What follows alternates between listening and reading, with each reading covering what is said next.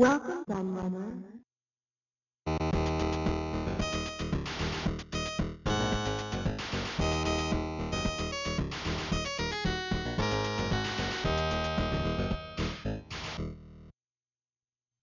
Hello everybody, Kieran aka Retro here.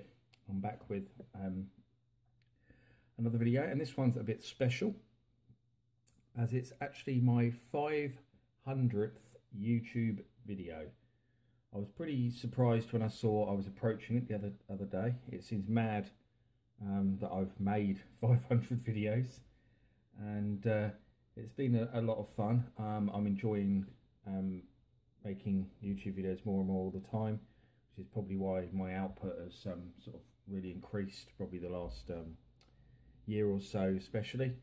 And I wanted to do something a bit special to mark that occasion. I did say this in with my previous videos for those that follow my channel, and I was umming and ahhing. I had a few things in mind, and what I decided to do in the end was look at the brilliant MB Vectrex. Now, I got my Vectrex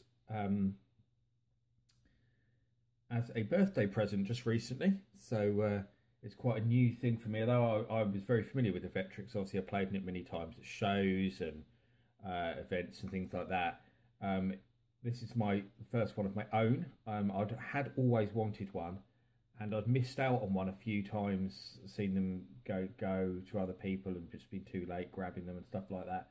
And my other half, my lovely soon-to-be wife Ellen, knew this, and she hunted one down and actually drove all the way up to Cambridge, I believe, to go and pick it up from someone who actually also turned out to be a collector who was thinning down their collection, and they really wanted it to go to a collector, so they were happy to sell it to me, and well, not sell it to me, sell it to her. And you know, I have no idea what she paid for it, but she assured me that it was a good price. And the unit itself is in excellent condition. The screen is really good. The controller, you'll see here, is in excellent condition as well. You can see literally no damage to it at all. Quite often you'll find that these numbers are rubbed off, and the stick is far too loose, and the chrome has come off and things like that. And you'll see that this is in almost immaculate condition. It really is in excellent condition. So let's turn it on. It might not be the easiest thing to see, but the on switch is actually down here, along with a volume control, like an old TV. On and volume are the same down there. So we'll do that. So you just literally turn it, and you'll hear the buzz comes on, and a little bit of music. Now, it probably will flicker quite a lot on this video, as you'll see, because obviously CRTs, because of the refresh rate, will always flicker on a camera, as many of you should probably know. So, as you have probably already seen, the Vectrex actually comes with a game built in. So I haven't put any cartridge or anything yet. I'll show you how that works in due course. But it comes with a game built in, which is Mindstorm, so it loads automatically, which is brilliant. And Mindstorm is basically a clone of Asteroids. We'll have a look at that in a little while. But I want to show you a few different aspects of the system first. Now, I'm not going to go on and on and on showing you lots of different games and stuff like that, because I am aware that some of my system reviews have been extremely lengthy. I mean, some are well over an hour. And while some people appreciate the in-depth reviews, I have found that a lot of people are watching them all the way through from looking at analytics because of the length of the videos. So we'll try to keep this one a bit shorter. What I will probably do is a follow-up video later on that looks at the other games that I've got, because I've got quite a lot of them. But we'll show you a few things. So I'm just going to turn that actually off for a moment. Just turn it down. That'll do. We'll show you the game in a moment. So showing you the controller. Also down here is a speaker, and there is a second controller port down here as well, to plug another controller into. I do have a second controller. quite good. I picked up a second one off eBay, and it's in, again, absolutely excellent condition. The only thing with this one is that the stick is a little bit looser, but it's not too bad. It's in slightly worse condition than my other, but not particularly. And I got that for 30 quid and I buy it now, which I was pretty pleased about, because I have seen them go for quite silly money. And for anyone who doesn't know, the controller, the first controller, actually becomes part of the unit. You slot it in there like that,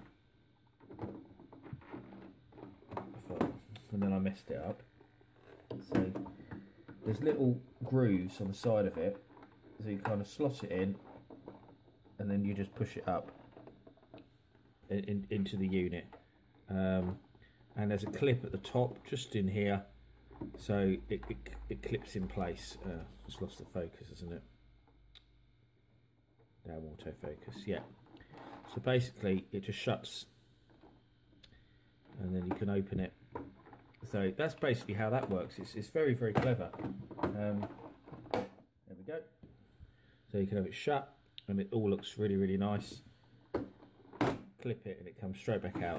Lovely. I am always worried about that clip breaking, but I assume they're probably pretty robust, because I've not heard of it as being a complaint that those clips are often broken. So as far as the rest of the unit, there's not a lot else to show really, apart from on the side. So I will move it round, and just down here you should be able to see that's the cartridge slot down there, and the cartridges, I'll show you one. Let's grab this one. This will do. So they're quite small. They're a little bit shorter than an Atari 2600 cartridge, so no end labels though, which is kind of annoying for those who like to sort of stack them on a shelf. They go in there. I haven't actually got any boxed games. They kept it at all, so I can't show you what the game box is like. They were cardboard with this same kind of design, very much like the Atari 2600 boxes.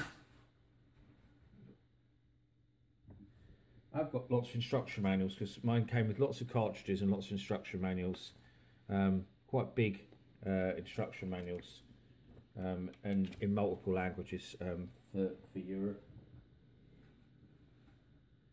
But if I turn it back round, what I will show you is the overlays. As many people know, the Vectrex has overlays that you can put over the screen to give it some colour, basically. Is probably the best way to describe it. And so this is the overlay for Starship, which obviously showed you the game a moment ago. So you'll see, I don't know if you can see actually that well, but there's a little groove there, and then the same on the top. There's like little grooves. So you can slot this into there, and then do the same at the top. So it just sits over the screen basically, and you can see it adds some colour. So on that particular game, you have a target in the middle. Probably wouldn't better show you with that game, but there we go. So it will highlight sort of the target in the middle of the screen. But annoyingly, I haven't got any other overlays. The guy said he had the overlays, but he couldn't find them. He didn't know what he'd done with them, and he did say if he came across them, he would send them on.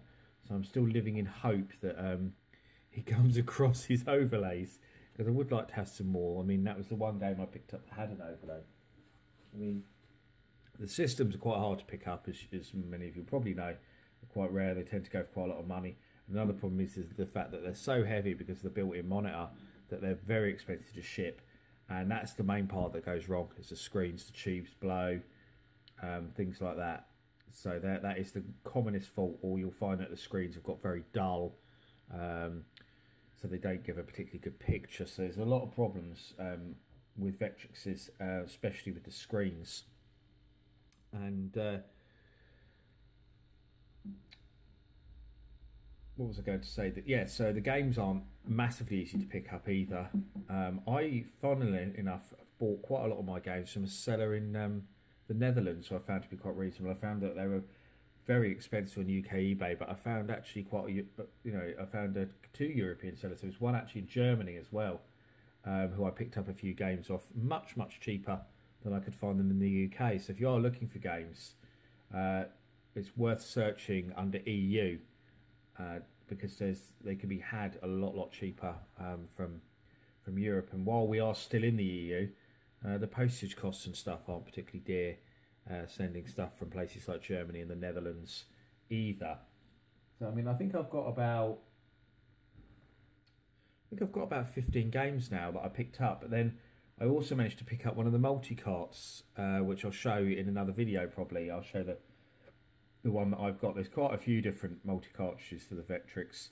I've got one of the ones that's like, I think it's 32 in 1 or something like that. No, it's a lot more than that. But it's basically, it has dip switches and it's a set number of games. But you can actually get one that's more like an EverDrive where you can just put your own ROMs on it and stuff like that. I haven't got that version, unfortunately. That version's much much harder to locate than the one that I have, which I say I will cover that in more detail in a separate video, I think, because I think it's something worth looking at on its own. It's quite interesting. So let's have a look at the built-in game. So we'll turn the volume back up for a minute. That's a bit loud. There we go. So, oh, that's hyperspace, don't want to do that. So the Vectrex controller, as you've probably seen, has 4 buttons. So on this, button 4 is your shoot button, button 2 is hyperspace, and button 3 moves you forward. The Vectrex has actually got a pretty decent sound chip. So I think it's a Yamaha sound chip, if I remember correctly, that it's got.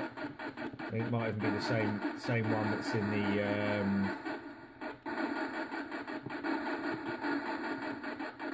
128K Spectrum. I've got a feeling it's that same sound chip.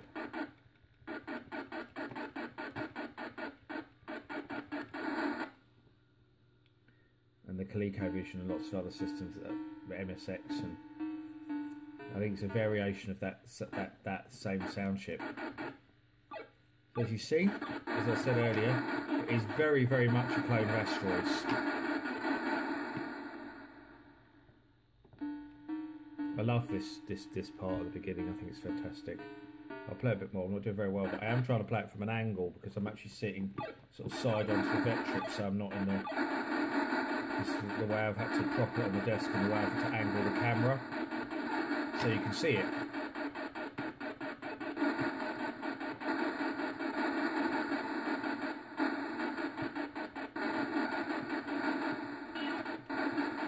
Okay, move forward a little bit.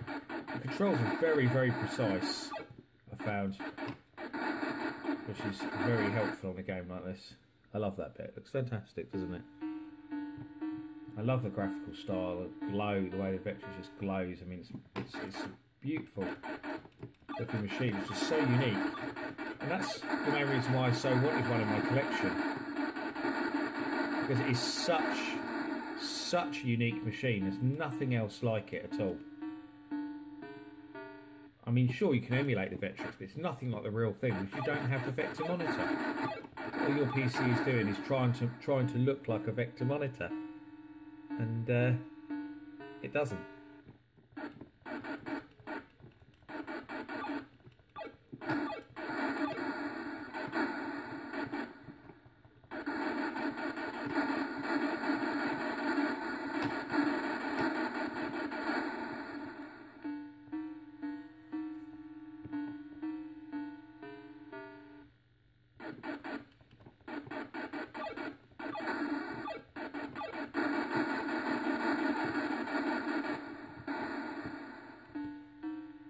Oh, I'm doing so badly here, but it's hard playing from this angle.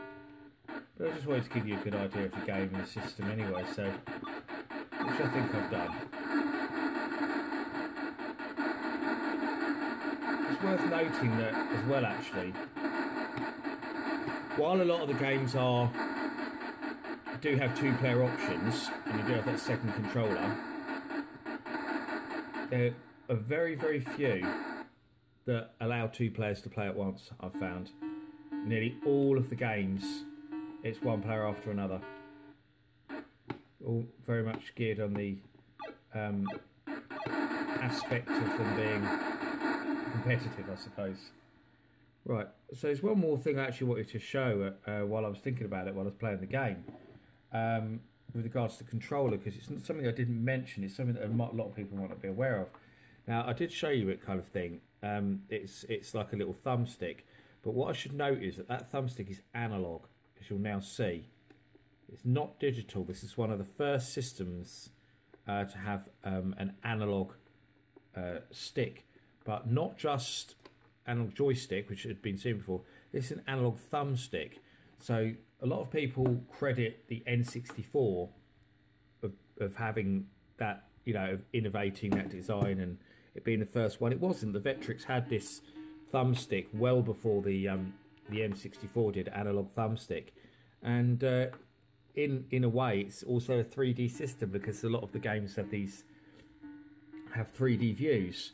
So it's kind of funny that Nintendo are often praised so much for that, and it was on the Vectrex first, so this is where you saw it first, and it works extremely well. It's a really well designed controller, so it's a joy to use. And at first when you look at it, it looks like it might be a bit awkward because of the bulky size, but because you can just put it flat on the desk, you can almost use it like you would an arcade control. And you know, it's great sitting on a kind of bar top or worktop, because you can just stand in front of it almost like an arcade machine and just use your buttons. And yeah, I mean, there's not a lot else to say really about the Vectrex. I mean, it's a shame that the system didn't do better in the market than it did. I mean, it was very much a victim of the crash in America, because the games market was crashing not long after this system came out, and that kind of killed it over there. And the problem was in Europe was that it was extremely expensive, the cost of the imports at the time. I mean, I think I read somewhere recently that it was equivalent, I think in the UK, it was equivalent to paying about £800 or £900, I think, for the Vectrex, which is astounding. It was that much, and you can see why not many people bought them based on that, because everyone was buying things like the Spectrum. You could go and buy a Spectrum for 120 quid, you know, and then games on tape for a few pounds. No one was going to go and spend that kind of money on a console, and then you know, spending sort of 40-50 quid on a game as well. I mean, it was just prohibitive, really. So it's a shame, you know, that it didn't do better. But you know, a system like this was not cheap to make, and there was a plan. The designer Smith Engineering, who actually designed it and then sold the system to MB, there was a plan for them to release a colour Vectrex. There are prototypes, a couple of prototypes I think out there, that the displays that is then in colour, almost like the Atari Star Wars arcade game, where that used the colour vectors instead of the black and white ones like this and Battlezone. And there was also a plan to do, believe it or not, do a Vectrex handheld, which would have been really interesting. I mean, MB already had their other console that they did was a handheld, the MB Microvision, so they already had a little bit of experience in that market.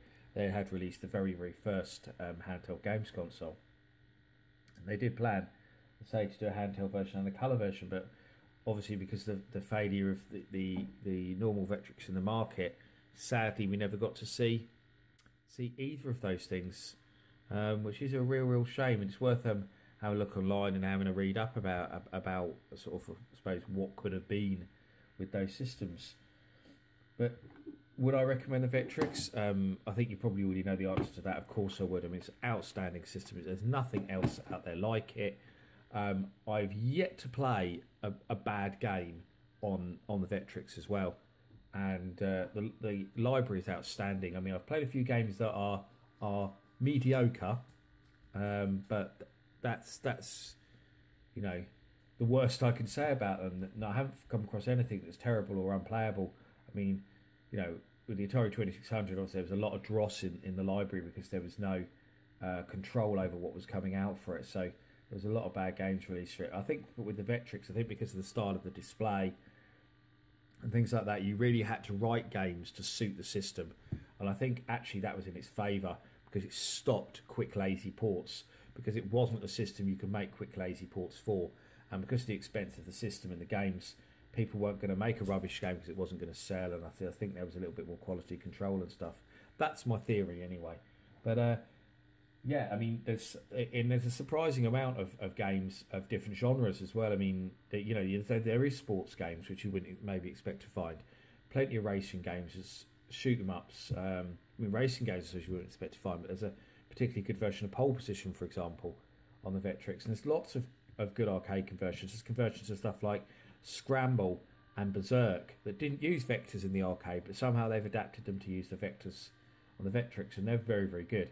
And what I probably will do is I might actually, when I come around to do some videos looking at the games, I might actually do a video that looks purely at some of the arcade conversions maybe, or do a video that looks at some of the sports games or something like that. I might possibly do something like that, so to be considered. But anyway, I hope you enjoyed this look at the Vectrex, and if you do have some cash burning in your pocket and you're looking to add to your collection, I can't recommend buying a Vectrex enough. It's well worth the admission price. And thank you all for watching. Thanks for following my channel and helping me to reach this landmark figure of 500 views. I wouldn't have kept doing them if people didn't keep watching them. So thank you very much, and I'll see you all again soon with another video and more Vectrex. Thank you for watching. Bye bye.